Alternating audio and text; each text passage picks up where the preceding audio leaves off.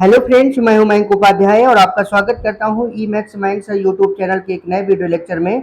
दोस्तों, आज मैं आपके लिए लेकर आया हूं class 10th English first flight के 5th chapter glimpses of India के क्वेश्चन आंसर। फ्रेंड्स, अगर आपने इस लेसन के हिंदी एक्सप्लेनेशन या उसके पहले के लेसन के हिंदी एक्सप्लेनेशन नहीं देखे हैं या फिर इसके पहले के चैप्टर्स के क्वेश्चन आंसर नहीं लिखे हैं तो जाकर के लिख लीजिएगा और हिंदी एक्सप्लेनेशन देख लीजिएगा। तो चलिए बिना टाइम गंवाए शुरू करते हैं हम अपने वीडियो को। हमारा पहला क्वेश्चन है कि what did the baker do first once he reached a house, यानी कि घर पहुंचकर बेकर सबसे पहले क्या करता था।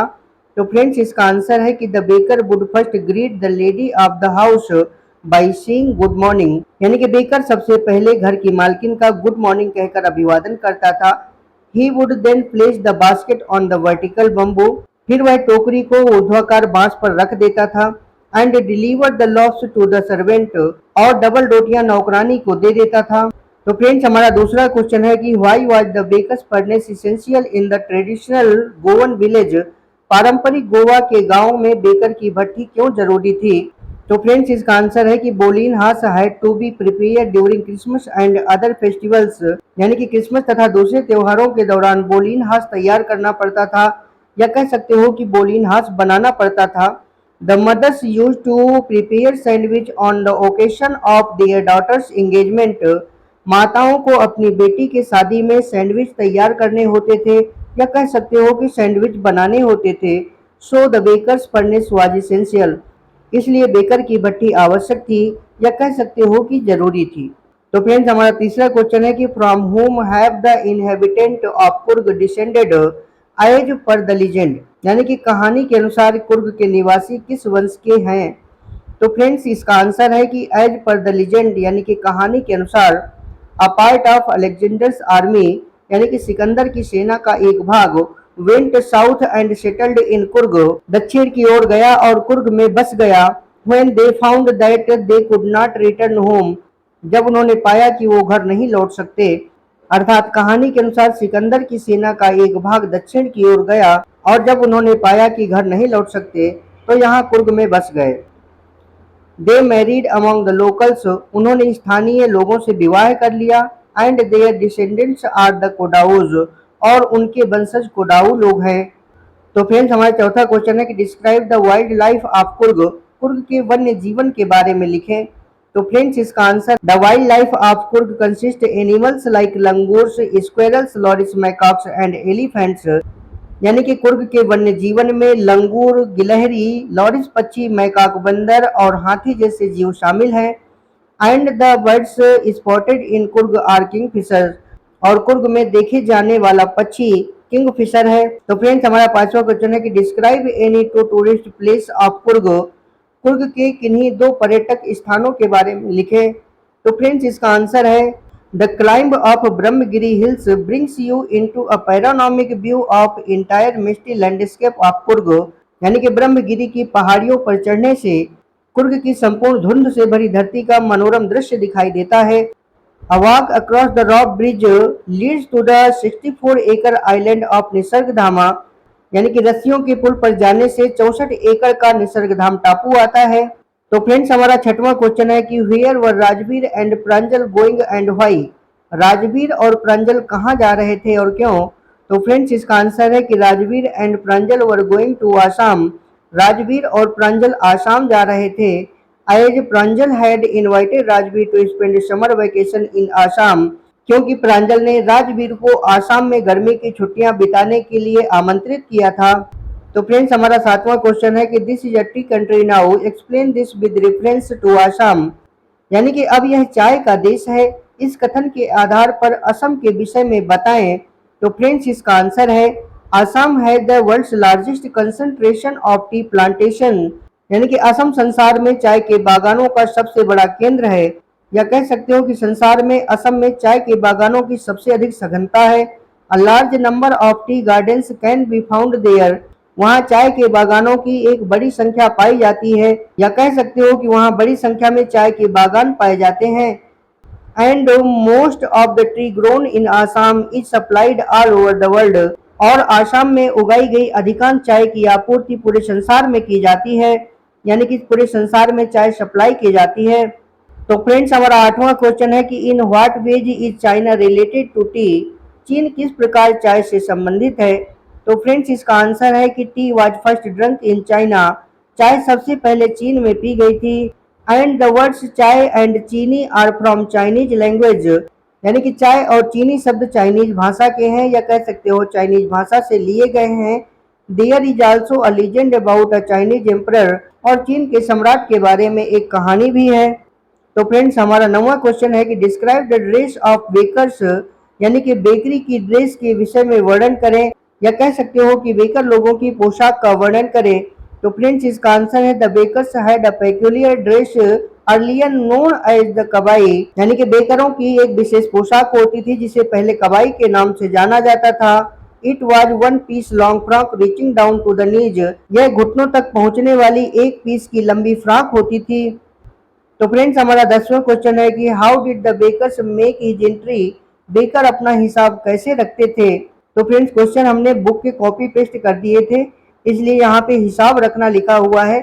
इस प्रश्न का मुख्य अर्थ ये है कि बेकर अपनी एंट्री कैसे करता था, यानी कि बेकर अपना प्रवेश कैसे करता था। तो फ्रेंड्स इसका आंसर है the baker used to enter with jingling sound of his bamboo stop. यानी कि बेकर अपने बांस के डंडे के खनकती हुई आवाज के साथ प्रवेश करता था। His one hand supported the basket on his head. उसका एक हाथ उसके सिर पर रखी हुई टोकरी को सहारा देता था। And the other banged the bamboo on the ground. और दूसरा जमीन पर बांस को बजाता था। तो फ्रेंड्स हमारा 11वां क्वेश्चन है कि what is Coorg famous for. Coorg किस लिए प्रसिद्ध है? तो फ्रेंड्स इसका आंसर है कि कुर्ग और Kodagu the smallest district of Karnataka is famous for its rain forest and spices. यानी कि कर्नाटक का सबसे छोटा जिला कुर्ग या कोडागु अपने वर्षा वनों और मसालों के लिए प्रसिद्ध है। तो फ्रेंड्स हमारा 12वां क्वेश्चन है कि what do the words pader and kabai stand for in the lesson a baker from Goa. पाठ अबेकर फ्रॉम गोवा में प्रयुक्त शब्द पेडर और कवाई का क्या अर्थ है? तो फ्रेंड्स इसका आंसर है the bakers were traditional Goan bread seller known as pader. यानी कि बेकर गोवा के पारंपरिक ब्रेड विक्रेता थे जिन्हें पेडर के नाम से जाना जाता था। They wore a peculiar dress called the kabai. वो एक विशेष पोशाक पहनते थे जिसे कबाई कहा जाता था। Which was a single piece long frock reaching down to the knees. जो घुटनों तक पहुंचती हुई एक पीस की लंबी फ्रॉक होती थी। तो फ्रेंड्स हमारा 13वां क्वेश्चन है कि how do the people of Coorg differ from the Hindu main stream. Coorg के लोग हिंदुओं की मुख्य धारा से पृथक क्यों हैं, या कह सकते हो अलग क्यों हैं? तो फ्रेंड्स इसका आंसर है the culture of Coorg is different from the Hindu main stream. यानी कि कुर्ग की संस्कृति हिंदुओं की मुख्य धारा से अलग है। This is visible from their martial tradition marriage and religious rites. यह उनकी लड़ाका परंपराओं, शादी विवाह और धार्मिक रिवाजों में दिखाई देती है। तो फ्रेंड्स हमारा 14वां क्वेश्चन है कि where were Pranjol and Rajvir going. What was Pranjol's father there. Pranjol और राजवीर कहाँ जा रहे थे? प्रांजल के पिता वहाँ क्या थे? तो फ्रेंड्स इसका आंसर है Rajvir and Pranjal were going to Assam. Rajvir और प्रांजल आसाम जा रहे थे। As Pranjal had invited Rajvir to spend summer vacation there. क्योंकि प्रांजल ने राजवीर को वहां गर्मी की छुट्टियां बिताने के लिए आमंत्रित किया था। Pranjol's father was the manager of a tea garden in upper Assam. Pranjol के पिता ऊपरी आसाम में एक चाय के बागान के प्रबंधक थे। तो फ्रेंड्स हमारा 15वां क्वेश्चन है कि how is baker important for a party और फीस्ट इन गोवा। गोवा में पार्टी अथवा भोजन के लिए, या कह सकते हो भोज के लिए बेकर क्यों महत्वपूर्ण है? तो फ्रेंड्स इसका आंसर है the baker supplied bol for marriage festivities and cakes and bolinhas during Christmas and other celebrations. यानी कि बेकर शादी विवाह के उत्सवों में बोल और क्रिसमस तथा दूसरे त्योहारों के दौरान केक और बोलिनहास की आपूर्ति करता था, या कह सकते हो कि केक और बोलिनहास सप्लाई करता था। Without them these events feel incomplete. इनके बिना ये आयोजन अधूरे प्रतीत होते थे। तो फ्रेंड्स हमारा 16वां क्वेश्चन है कि what are the animals you likely to see in Coorg. Coorg में आपको किस प्रकार के जानवर दिखाई देते हैं, या कह सकते हो कि कुर्ग में आपको किस प्रकार के जानवर दिखाई देने की संभावना है? तो फ्रेंड्स इसका आंसर है the animals that one is likely to see in Coorg. यानी कि कुर्ग में जिन जानवरों के दिखाई देने की संभावना है या कह सकते हो कि कुर्ग में जिस प्रकार के जानवर दिखाई देते हैं वे हैं बर्ड्स पक्षी, बीज मधुमक्खियां, बटरफ्लाई तितलियां, मैकॉक्स मैकॉक बंदर, मालाबार स्क्वेरल्स मालाबार की गिलहरियां, लंगूर्स लंगूर, लॉरिस लॉरिस पक्षी एंड वाइल्ड एलिफेंट्स और जंगली हाथी एक्सेट्रा यानी कि आदि। अर्थात कुर्ग में पक्षी, मधुमक्खियां, तितलियां, मैकाक बंदर, मालाबार की गिलहरियां, लंगूर, लॉरिस पक्षी और जंगली हाथी आदि दिखाई देने की संभावना है। या कह सकते हो कि कुर्ग में पक्षी, मधुमक्खियां, तितलियां, मैकाक बंदर, मालाबार गिलहरी, लंगूर, लॉरिस पक्षी और जंगली हाथी आदि दिखाई देते हैं। तो फ्रेंड्स हमारा 17वां क्वेश्चन है कि what are the main preparation of bakers of Goa. Goa के बेकर्स की मुख्य तैयारियां क्या होती हैं? तो फ्रेंड्स इसका आंसर है they were famous for preparing the loafs of bread. वे डबल रोटियां तैयार करने के लिए प्रसिद्ध थे, या कह सकते हो कि वे डबल रोटियां बनाने के लिए प्रसिद्ध थे। They left Goa long ago. उन्होंने बहुत लंबे समय पहले गोवा छोड़ दिया था, या कह सकते हो कि वे बहुत लंबे समय पहले गोवा से चले गए थे। But the traditional work of bakers can still be seen in Goa. लेकिन बेकरों का पारंपरिक कार्य अभी भी गोवा में देखा जा सकता है। The furnaces in which the bread was baked still exist there.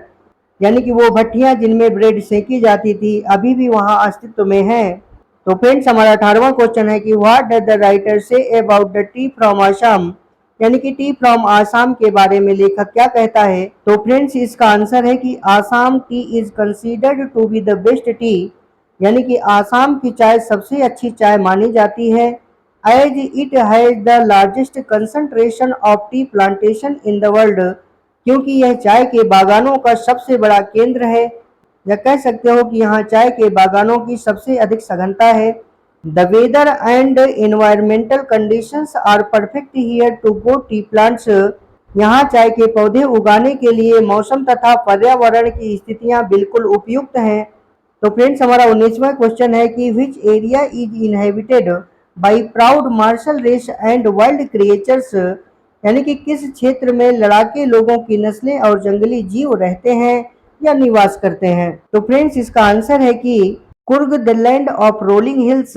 यानी कि घुमावदार पहाड़ियों की धरती कुर्ग इज इनहेबिटेड निवास की जाती है by a proud race of martial men लड़ाके लोगों की नस्लों के द्वारा, ब्यूटीफुल वुमेन सुंदर महिलाओं के द्वारा एंड वाइल्ड क्रिएचर्स और जंगली जीवों के द्वारा। यानी कि घुमावदार पहाड़ियों की धरती लड़ाके लोगों की नस्लों, सुंदर महिलाओं और जंगली जीवों के द्वारा निवास की जाती है। अर्थात कहने का आशय ये है कि कुर्ग में लड़ाके लोगों की नस्लें, सुंदर महिलाएं और जंगली जीव निवास करते हैं।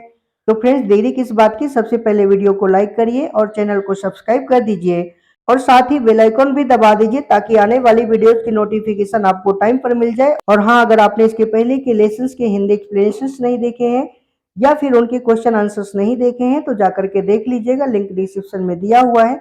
मिलते हैं फिर अगले वीडियो में, तब तक के लिए बाय, जय श्री राम।